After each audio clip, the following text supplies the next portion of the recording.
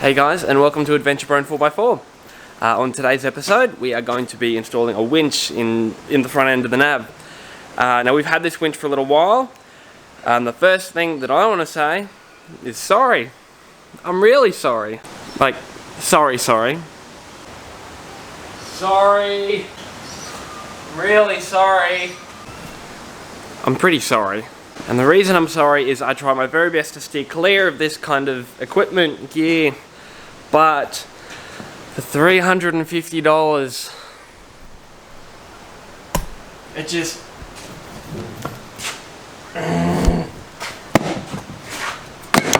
I was really opposed to putting it on the car, but the next cheapest, half decent winch, it's like $900. So I figured for 350 bucks, if it claps out,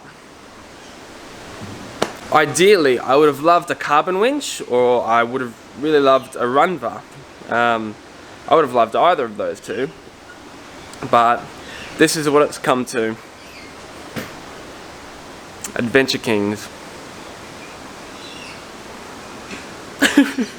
Anyway, now to mask the fact that I have an Adventure Kings winch, I have with me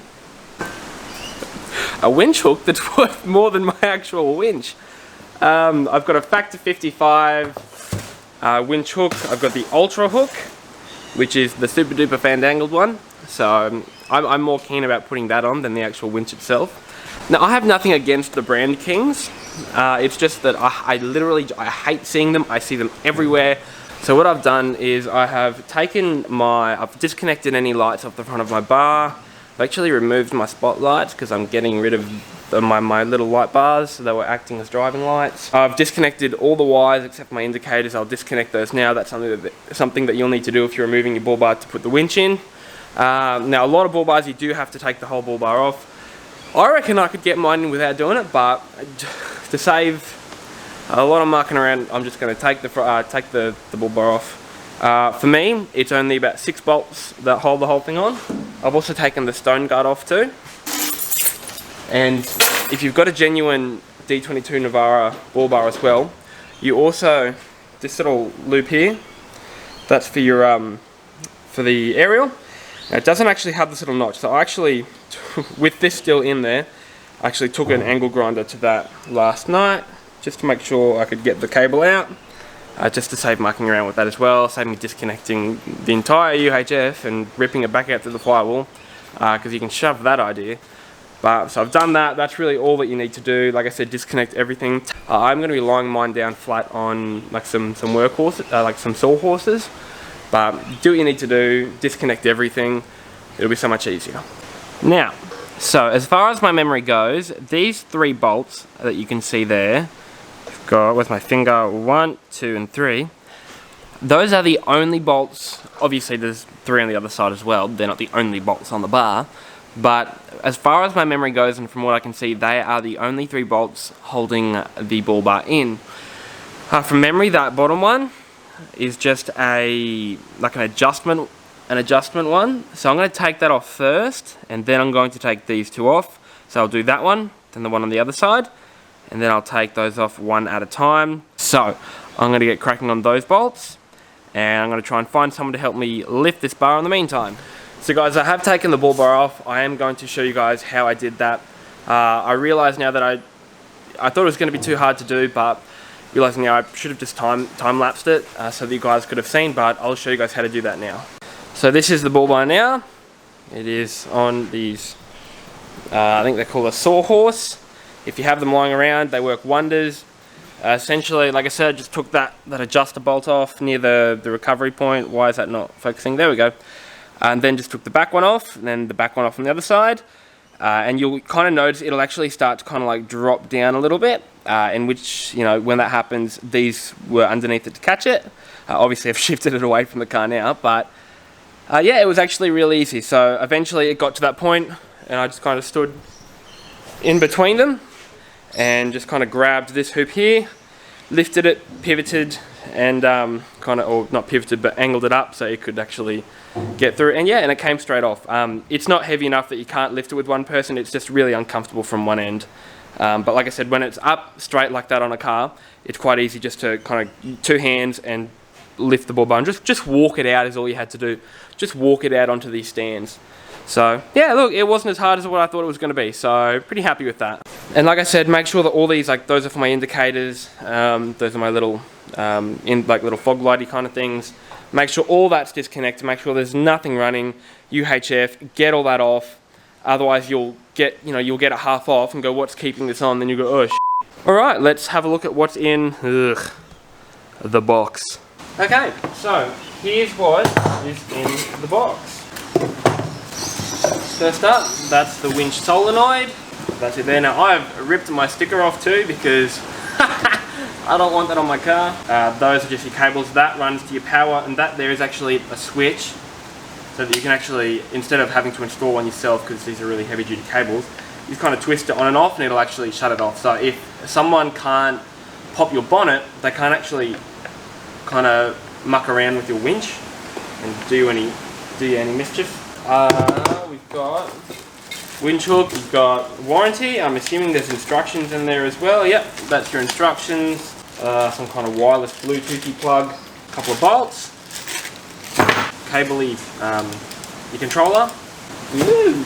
Winch. That there is just some kind of ground cable, I'd say.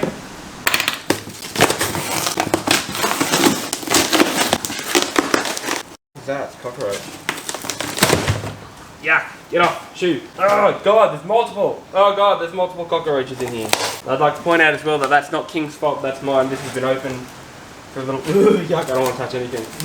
God, I hate cockroaches. Just get out of my freaking box. I'm just going to try and lift this out and hopefully these little bastards are just going to run somewhere. But isn't towards me would be nice. Ooh, was that bubble wrap cracking or was that a cockroach? I don't want to think about that. I'm going to put this away. Yuck.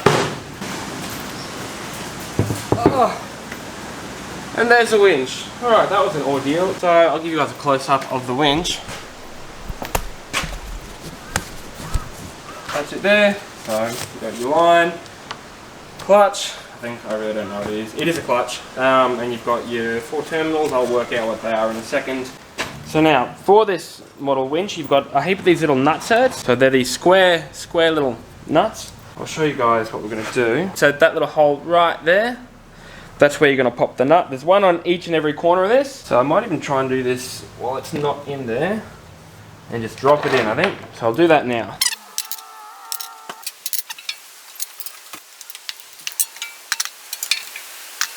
So I've just popped that back on. I've just fed that back through the hole.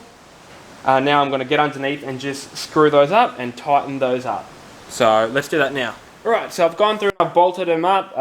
Really easy job. All you've got to do is just go straight underneath and line everything up and bolt it all in. It's really as easy as that. So we are now going to put this back on the car, I think. Yeah, we're going to put it back on the car. I will bolt up the ball bar, get everything aligned again. What I'll do is I'll take off my front grille so that I've got access to these little terminals and whatnot. And then I'll do the wiring job after that. I think that's going to be the easiest way to do it right now. So, alright, let's get cracking. If this falls, I'm so paraplegic. Push the thing down so we don't die. Right.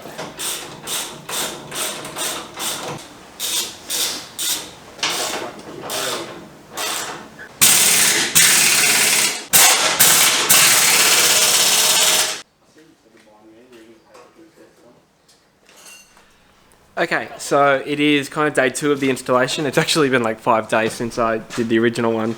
4 days since I did the original work on the car. We got caught up, we went out for a drive and then we ended up flooding someone's car.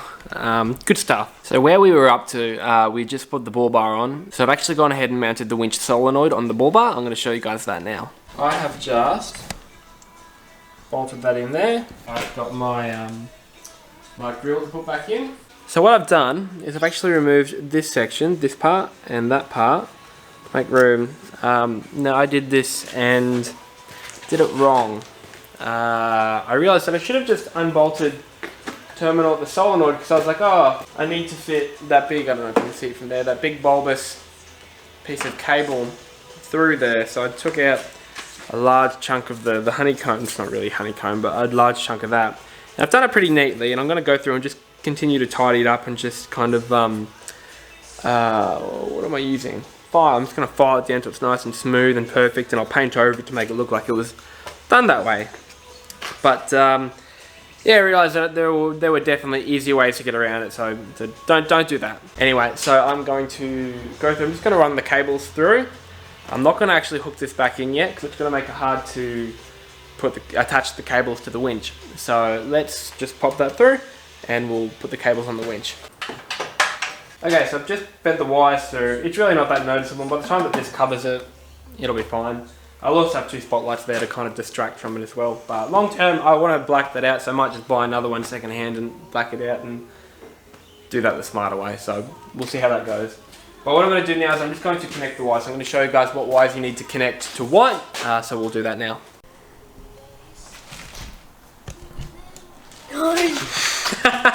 Okay, so the instructions are going to tell you everything that you need to know about what cable connects to where. So I'm just going to follow the instructions here. So we've got the black cable with the yellow jacket to terminal C. It's got a diagram of everything that terminal C is, and A, B, C, D.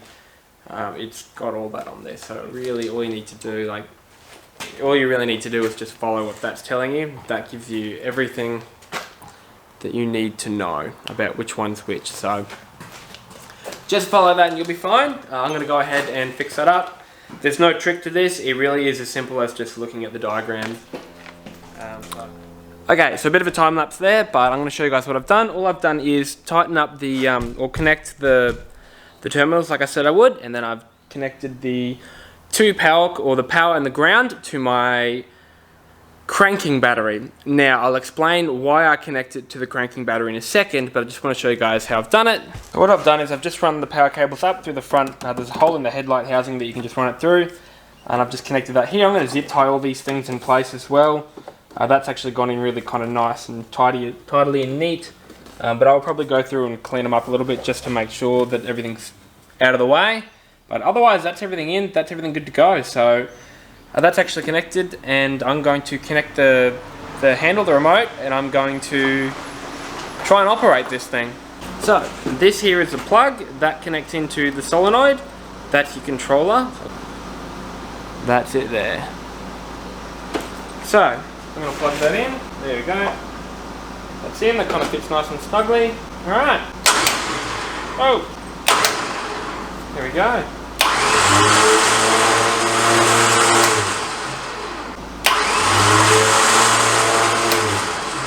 Works like a charm. So I quickly want to touch on why I've hooked it up to my cranking battery and not my auxiliary battery. So my auxiliary battery, being a deep cycle, a deep cycle is made to have its charge drawn and then kind of drained and then recharged, and drained and then recharged.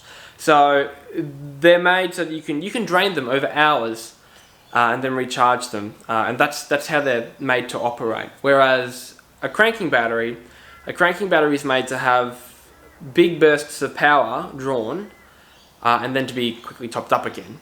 So they're not made to be drained to the point of an AGM or a deep cycle or anything like that. They're made to have a quick burst of power and then top back up again. So that's where they differ, as opposed from your deep cycles and whatnot to your cranking battery. So that's why I've decided to put it in my cranking battery, not my auxiliary battery. And now on to the exciting bit, putting my winch hook on. This, for me personally, is probably the most exciting part of this entire process. So I resent the fact that I have a King's winch. That is the Factor 55 Ultrahook. These things are some mad engineering. So you've actually got just your typical hook. You can attach a shackle through this part up here. It's got a little latch pin. Let's have a pop that out. That little pin that you can pull out there. You can use that to lock that hook shut. We're not going to do that. I have also opted, so it's also got a very ergonomic grip as well. You can hold it however you like. I've got 4 fingers on. It's got a grip, very comfortable. But this thing essentially just looks really nice, and that's most of the reason why I got it. I wanted to hide the fact that I have a Kings Domin8r winch in. Now I also opted to have this as well, which is a rope guard. It just stops the rope from the rope that's exposed on the front of it, because this actually pulls tight up against the fair lead. So it actually bolts on over the top, just to stop any kind of UV damage or anything to the rope, dirt, bugs, anything like that. It just stops it from hitting the front of the winch rope. So I'm going to put that on as well. I'm assuming that's going to entail peeling something off there, so I'm going to get cracking on that, and I'm going to put this on. So first up, to put this winch hook on, you will actually need circlip pliers. There's actually a little circlip in there. So that's the circlip. That's going to slide out now. It's as easy as putting the rope through. Here we are, that's done. So I probably won't put the guard on tonight, but this is a good start. I'm going to put that circlip back in. There we are. And that's that done. So that is the winch hook attached. So I'm going to show you guys how it sits, because it does sit flush against it. Pulls it tight across and sits it like that. So let's have a look. That's how it sits when it's all pulled tight and all finished up. It's really bad lighting here, but it sits nice and flush like that. So now guys, I am also going to go through and just tidy up this wire. I'm going to zip tie everything, make sure it's all out of the way of moving parts. It already is, but I'm going to zip tie it and just finish all that up. And guys, that is pretty well it. The winch is in, the winch works. I'm going to go out and give it a couple of test runs just for the sake of making sure I use it before I get there. I'm going to go back through and just put a couple of clips and whatnot back in the grill. The grill's not actually back in yet, so I'm going to go through and do that. And just keep, like I said, just zip tie all the wiring out of the way and make sure that nothing's in the way. But otherwise that is everything done. It was actually a lot easier than what I thought.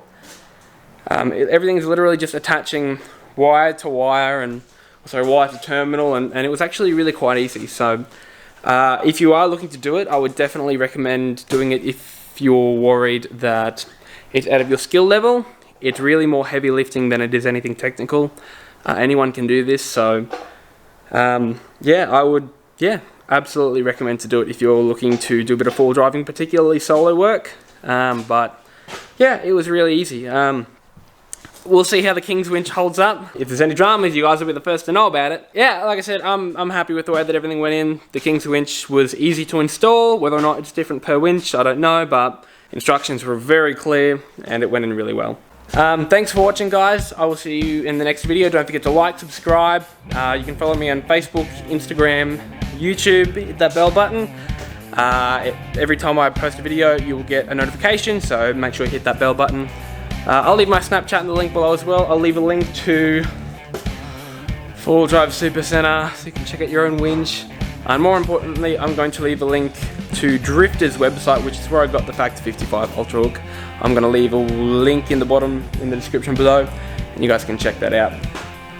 Otherwise, thanks for watching, and I will see you guys in the next video. Bye!